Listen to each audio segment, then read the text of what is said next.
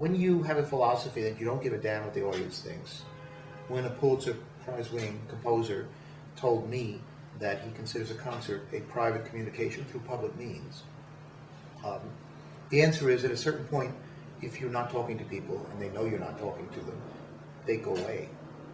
They don't want to hear it. Instead of making the new an adventure in which they are permitted to dislike something. See, the biggest problem is we've taken away their rights. When they dislike something, they're told the next day they're idiots, that it really was great. When they like something, they're told they're idiots, it really was just pandering. And after a while, since it's diametrically opposed usually to their feelings, and since the composer prides himself because of this romantic vision on not reaching people, rather than reaching people, on being unintelligible rather than being intelligible, they don't understand it. Now, I trace this back to the birth of Romanticism. Benjamin Britten said the rot began with Beethoven. I feel the rot began with Wagner, mainly because I think Beethoven too, but all composers up till then wrote to God. You know, it was a mass, it was a Missa Solemnis, it was a requiem, whatever. It was to a God. Wagner wrote as a God, and he made that very clear, and everyone around him had to treat him that way, and his world and the vision he had was the God artist. Religion was dying.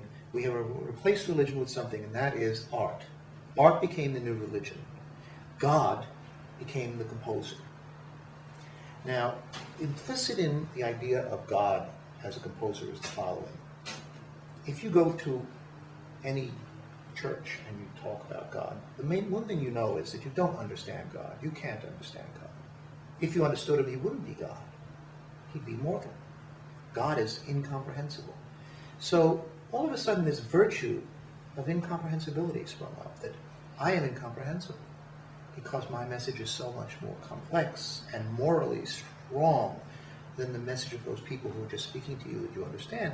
Therefore, you shouldn't understand me, but you should worship me, and you should come to these concerts. Well, okay, but man is not a god. And composers are not gods. They're people.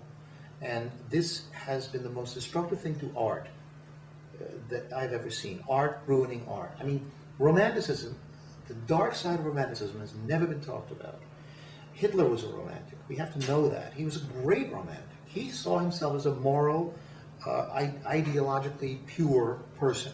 And I guess if you were a standard, German living in Germany at the time, and he was going to build an Autobahn, so you would go to Poland and drive there and invent a new car for you, and he was concerned with ecology and animal abuse and all of these things. He was very civic-minded. He just wanted to get rid of pollution like Jews, But that was part of his romantic message. His romantic message was purification and perfection. Where do we hear that? Well, sometimes in Paris and sometimes by certain modernist people who talk about it that way. Well, it's not. It's not that way, and that can be very destructive. Haydn String Quartet at the Selection, a romantic vision by people gone mad. Romanticism ruined the 20th century as far as I'm concerned, and we have to get rid of it in the 21st.